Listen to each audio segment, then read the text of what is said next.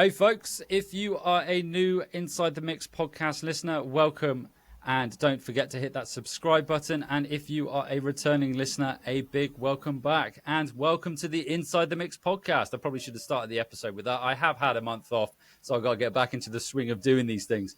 So in this episode, I'm very excited to welcome my guest today, my friend Andrew Wood, aka RogueFX, an 80s and early 90s influenced retrowave synth pop artist.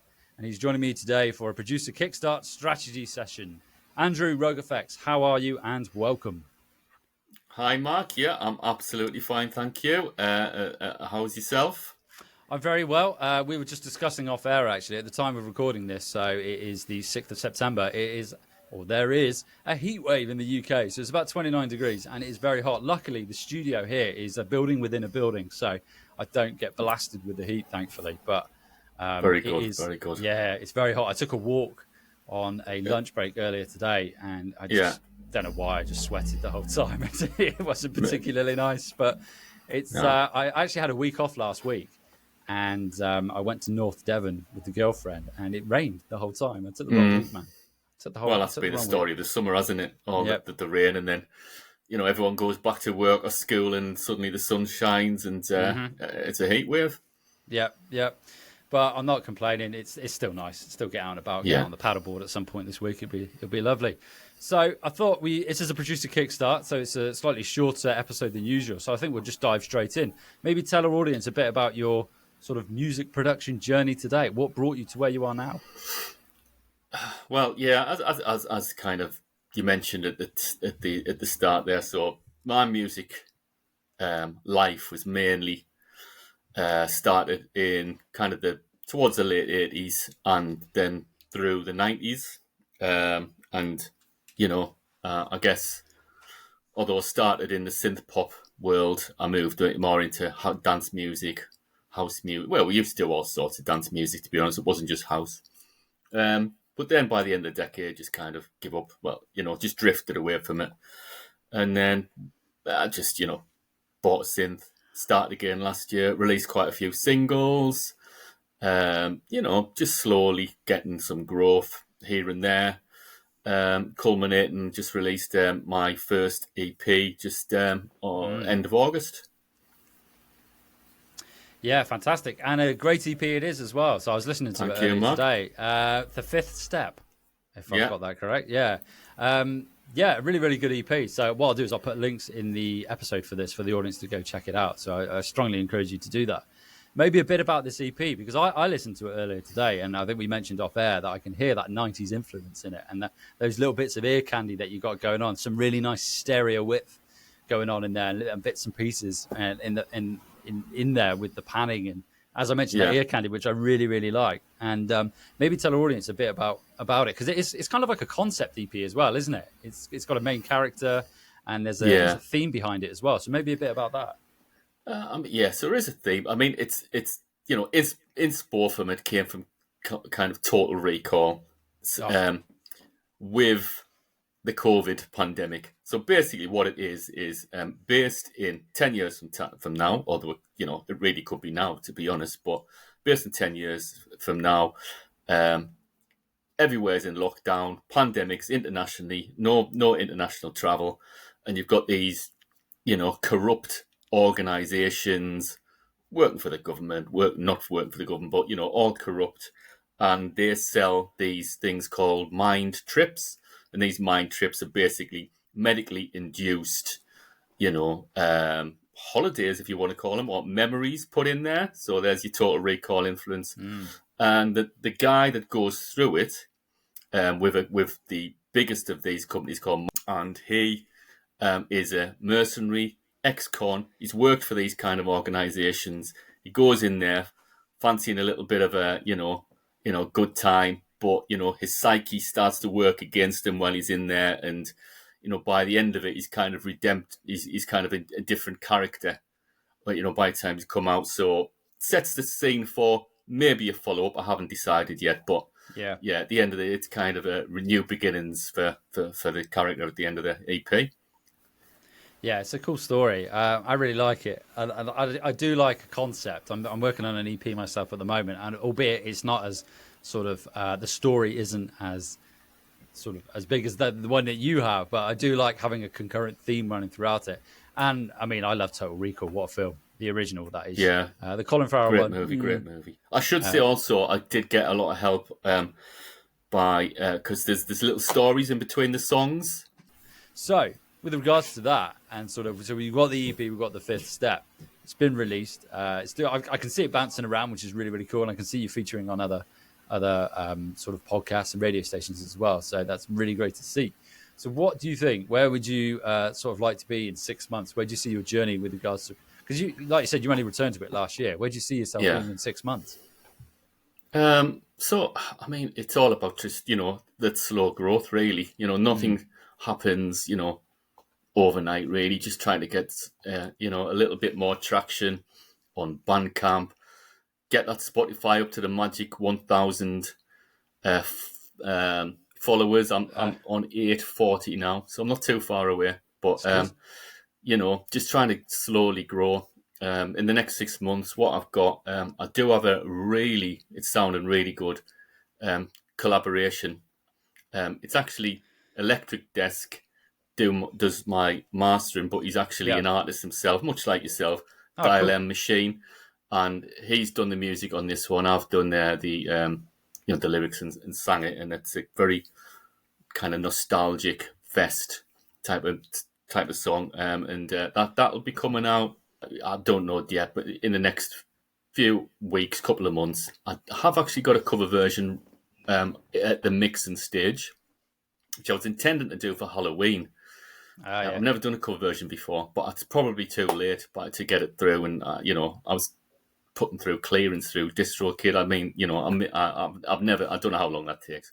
So that'll come out at some point, and just probably more collabs, more solo stuff, and as I say, I might do a follow up to the EP. I've got a few ideas, kind of renegade story when he's set up this kind of group to kind of fight back against these corrupt organisations. But I'm just mulling that over. So I just really want to keep releasing stuff, keep it going, and hopefully continue to grow a little bit. No, that's ace. With regards to the cover song as well, I released a cover last year for Christmas, and I think I think it was with R9 and maybe one other, and we sort of said, we'll do it. I knocked it out in about 2 weeks, but to actually get the clearance on it, I don't think it took that long. It went through the label, but it didn't take that long. So I think you'd probably be able to do it. This is me. I mean, this is a sweeping statement. I didn't actually do it, but I submitted it to the label and said, I've got this last-minute Christmas song, and they got it out pretty quick. So I think you can turn it around quite quick, but I can't be definite on that. But hopefully, so I want it. It's got. I won't say what it is, but it's got a tenuous Halloween kind of theme to it. Yeah. I think I might have missed the boat. Instead, I was actually mixing a track today for a client, and it was a Christmas song, ironically, with the heat we've got. And I started mixing a Christmas song this morning. Well, that's typical, isn't it? It's normally they do the videos in August and stuff like that, and with the Christmas decorations up in the studio. Yeah. So that was good fun. I'm quite enjoying it. You must be feeling very festive today. Yeah. I was all set for it's a total tangent now. I was all set for fall for our American listeners, and I was all set for it last week, and now we've got this heat. But there you go. And so you mentioned there that you sort of outsource the mastering, so you've got that going on. What are you doing for mixing? Do you mix your own music then, or are you just doing the sort of the arrangement, the songwriting, and then are you outsourcing the mixing as well as the mastering? No, I do my own mixing. I think I've said this before. If I had the cash, I'd probably outsource mixing. As well, but it's just one of those things. You've got, when you're working on a kind of very low budget, you've got to try to do as much as you can yourself. And I think I'm getting better at it. As time goes on, get a little bit more aware of frequencies and how to get compression sounding decent. I've still got a lot to learn. I'll be honest. Vocally, I'd like to get more, production skills around the vocal mixing, probably the beats, but it's getting there. I'm taking less mixes to revisions of the mixes. That's good. So that's a good sign. Yeah. That's very good. I mean, like I said, I listened to the stuff today, and I thought the mixes sounded really good. I think whatever you're doing is working well, and you're going in the right direction, certainly. Yeah, thanks. And if you're bringing those mix iterations down as well, that's good. Because I remember when I started way back when, and I've spoken to other producers, other artists and stuff, and they say they've got their revisions amount to tens of 20, 30 revisions. And I think my record is 45. That was done Talking to Strangers, which was my third release, 45. Yeah. But I'm down to 10 and less now. But I think I've done what I did Psychology in 4. I've had a few single figures recently. So yeah, it's coming down.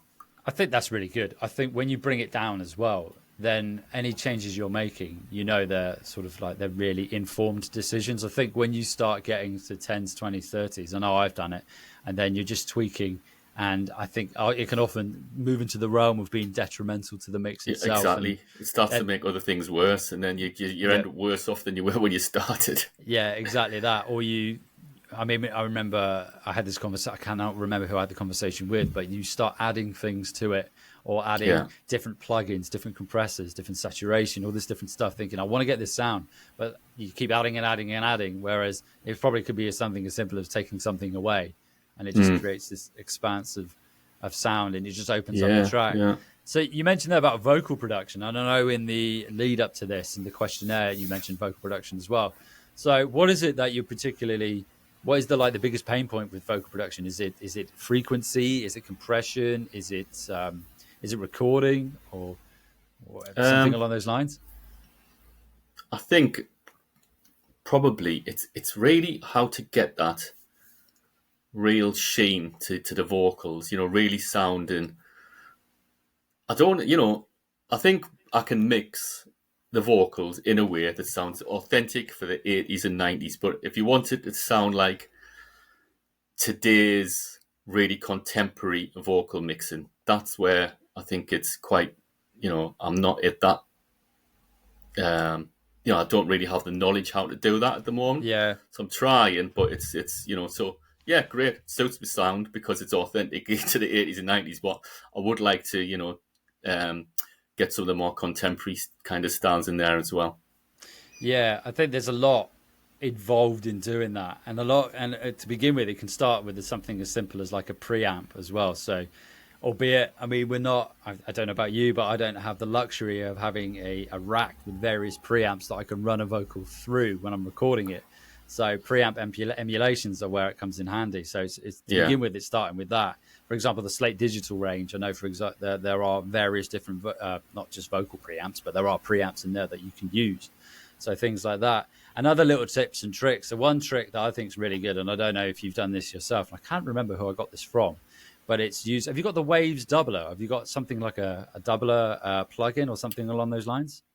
See, I'm a little bit limited because I work on an iPad Pro. I do have Waves, and Waves does have. I've got quite a few plugins. I don't think it's got a doubler. It's got like your kind of your width and your tune and various EQs and stuff like that. But I don't think it's got a doubler. So, one thing I was going to say. So one really nice trick to add a bit of. Because width oftentimes is what can make a vocal really stand out. Because you could, obviously, you're recording on a microphone, it's in mono.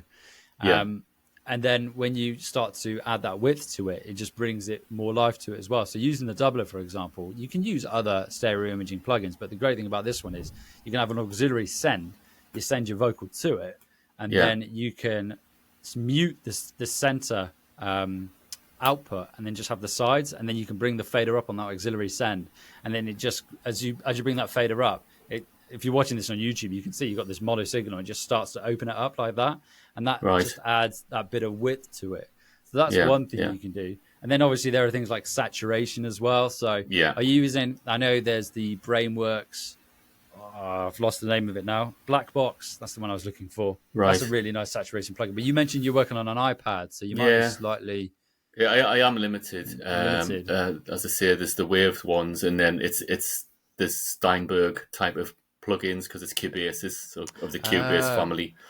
And then just what's in the box already. So yeah, it yeah. is fairly limited. But But Cubase is really good. It's one DAW I've never used. I've recorded. I've worked with engineers who've recorded with it when I've been yeah, recorded.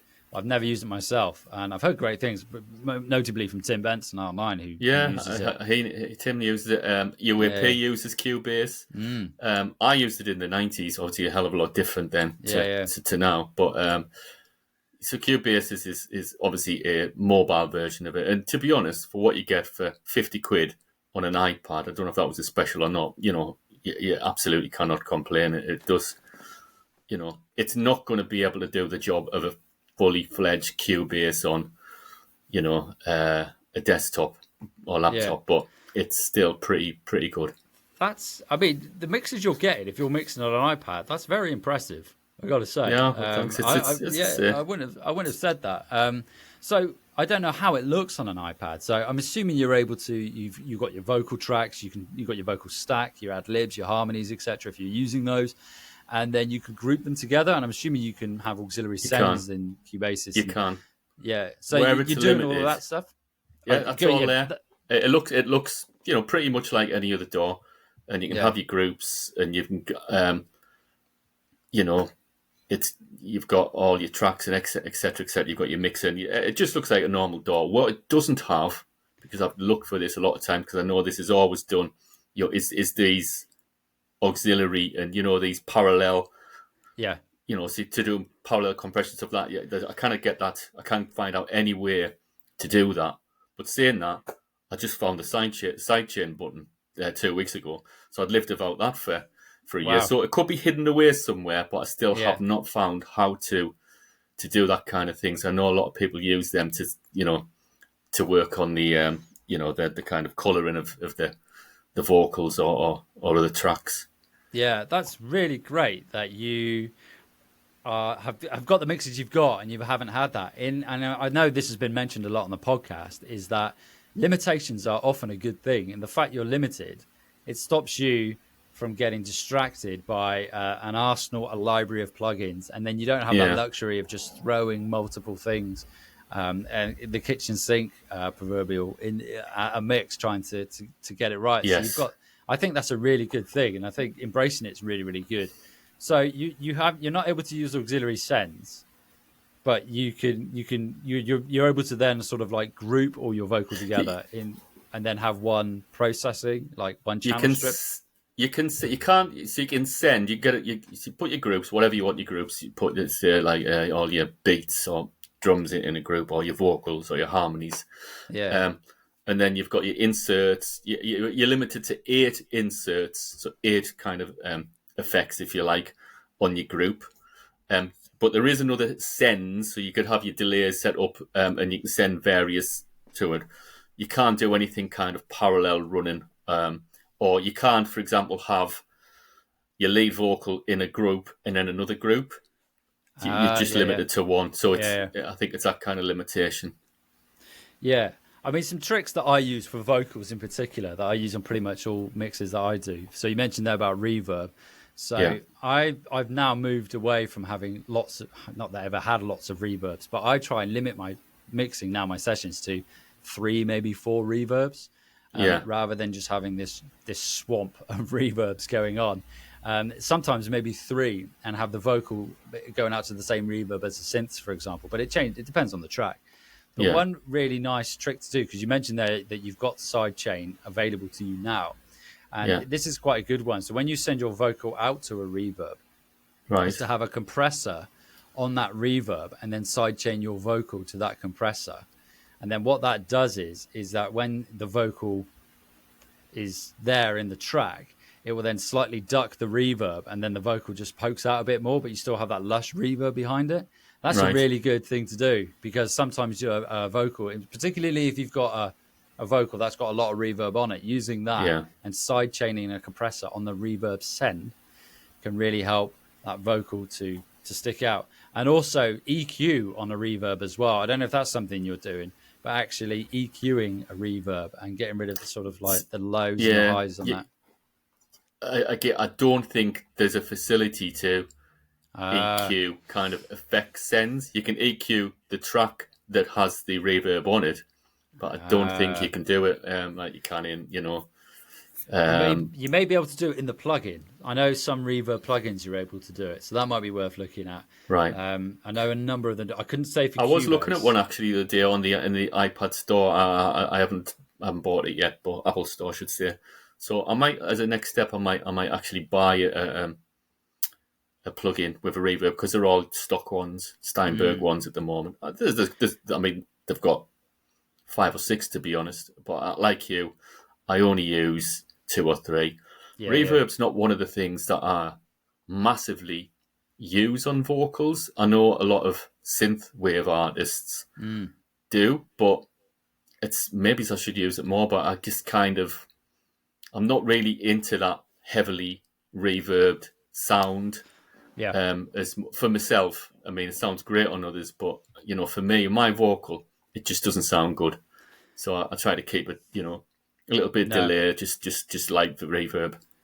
I'm with you there. I'm very much like that. Sometimes my vocal, I don't sing, but whenever I'm mixing, sometimes they err on the side of possibly being too dry, because I don't like having a massive reverb sound. Maybe it's because of the songs that I write; they just don't suit that much. Like yourself, if you know your voice and your vocal doesn't lend itself well, or it lends itself better to a more drier sound, then roll with that.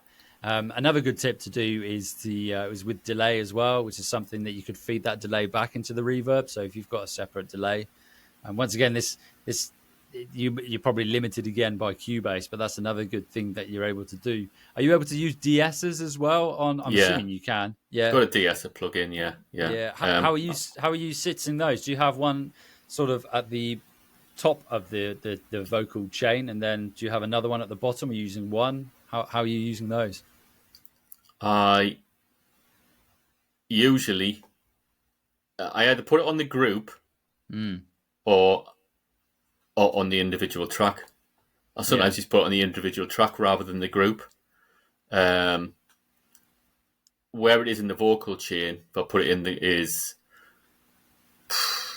I think I do it before the EQ. Yeah. Thing is with the DSs, and I find this when I do a bit of research, because I look around every now and again to see what other people are doing, and I don't know if there is a hard and fast rule of where you put a DSer, to be honest. I mean, the way I do it, and once I say this on the podcast all the time, it's not necessarily the right way, but the way I like to do it is at the top of say if I've got my main lead vocal, I'll have there'll be an EQ at the top, where all that EQ is going to be doing is just like a really gentle shelf rolling off any low end, sort of like a first order sort of low high pass filter. That's what I'm looking for. I always get them around the wrong way. About 6 dB, just getting rid of any unnecessary low frequency content. The trick there is not to get rid of too much, though. I know some people sweep it all the way up, and then you get this really narrow, thin vocal. But I don't think you suffer from that. I think, like I said, your mixes do sound very good, and I think whatever you do with your vocal is definitely working. Then after that EQ, I then have a de-esser. Then I usually either have 2 or 3, sometimes 3 compressors, depending on the vocal itself. I usually have like one compressor, which would be like a fast FET style compressor, if you can get it. If you can't, then it's not the end of the world. Just like with a relatively fast attack and a moderately fast release, something like a 2-to-1 compression. And then another compressor after that, something like an opto compressor, which is slightly slower in its attack and its response. And then that's just adding sort of character, if you will, but it's still doing the job of a compressor. Yeah, I think that's a good thing to do in general, to be honest, I think, with compression. Is just not to not to just slam it straight off the bat, but do it in stages. No, I mean, it's subjective. It depends on the sort of material, but I think that's a generally good thing to do. And another thing with vocal as well, in particular, when it comes to production, is that I like to go in and actually do a bit of clip gain automation. So if I know there's like one particular phrasing where the singer's gone hell for leather and possibly hasn't moved away from the microphone enough, then I'll go and clip gain and bring that down. That's me all the time. Rather than relying on the compressor to do it, and it just takes a bit off it is a bit of a ball ache to do, but I think it just does help in the grand scheme of things. But don't do what I did recently, which was where I tried to get it all the same. Then I realized I totally clip gain, and I brought up these breaths that I didn't want. And then I was just like, oh man, I've totally gone overboard here.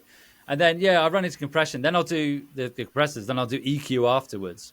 Right. And that's where I'm doing like the creative EQ. That's like the additive rather than the subtractive. Yeah. And the key thing there again is I think it's being quite subtle with it. But when you do make changes, be bold at the same time, if that makes sense. Like if you're gonna add sort of some presence frequencies to it, depending where your vocal sits, if it's like 3, 4, 5K, then just be bold with it basically. And another really good trick to do is if you get an EQ, find out where your present frequency of your voice is. Now it's going to differ between male, female vocal and the timbre of your voice. Find out where it is, and say if it sits at like 3.5K, is to just in like the synths, bass, guitars, it's just to notch out a little bit of like 3.5 on those groups. Yeah. Like a relatively narrow Q, something like 2.5. Yeah. And that would just help a little. I mean, you could sidechain it, ultimately. You could stick a compressor on there and sidechain on each one of those. But it depends which way you want to do it. Yeah, just to get a little bit of space for the frequency. Yeah. Yeah, it is, because that is your main instrument, might be the wrong way of putting it.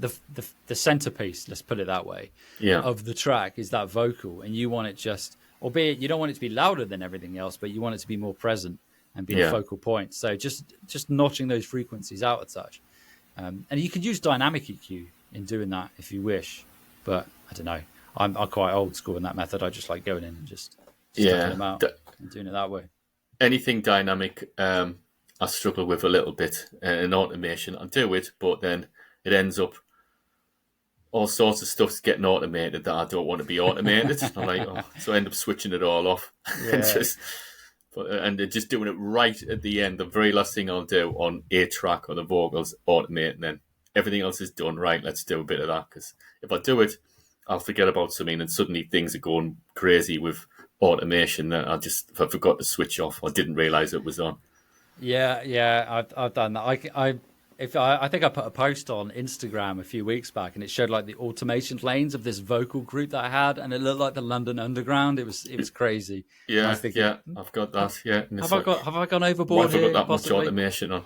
Only wanted to do the delay. Yeah. I do that all the time with delays and verbs. I'm like, right, I'm going to automate the delay. So at the end of this phrase here, it's going to go up, and then it's going to come back down. I do the same with reverbs. And like tremolo as well. I've recently introduced using tremolo, which is quite nice on a track that I'm working on. Yeah. I think that's another thing with vocal production as well. It's just like experiment with different time-based like plugins and modulation, like phasers and flanges and tremolo and all these different ones.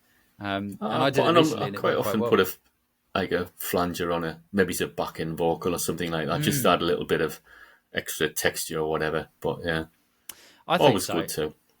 Yeah, I think it's a really good thing to do. And specifically, once again, if you've got them panned left, panned right, and it just adds a bit more ear candy and spice to the track, as it were. Andrew, I realise we're almost at half an hour now, so I think we've got 10 minutes over. Okay. But it's been really good to talk, though, and it's some really good tips there. I'm going to do a little bit of mixing in the next couple of hours, so fantastic. I'll have a look at that. What do you think will be the first thing that you look at? If you write vocals in half an hour's time, what do you think will be the first thing you do?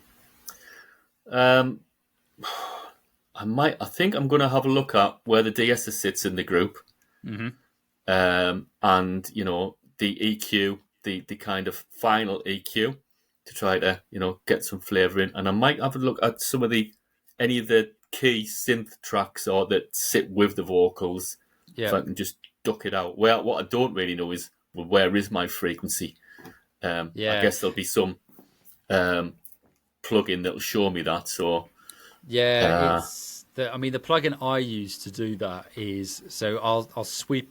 I mean, with the EQ, I should have said this earlier. Is I will just find it's a parametric EQ. So I would just boost one I don't know what you call them, nodes, I guess, a node on the EQ, and I'll boost it like 10 dB with a relatively narrow Q, not like really narrow, and then just sweep about and until I find there's sort of the timbre of the vocal that sounds really nice. And I think it's going to be very subjective to what you think is the best frequency for your voice. And that's the way I do it. And I mean, others might say differently, but yeah, I'll have the vocal in the mix and then I'll just sweep around until I find that frequency. I'm like, actually, that's the one. That's the one where the voice sounds the best in the mix. And then that's my presence frequency that I'll use. That's the way I do it.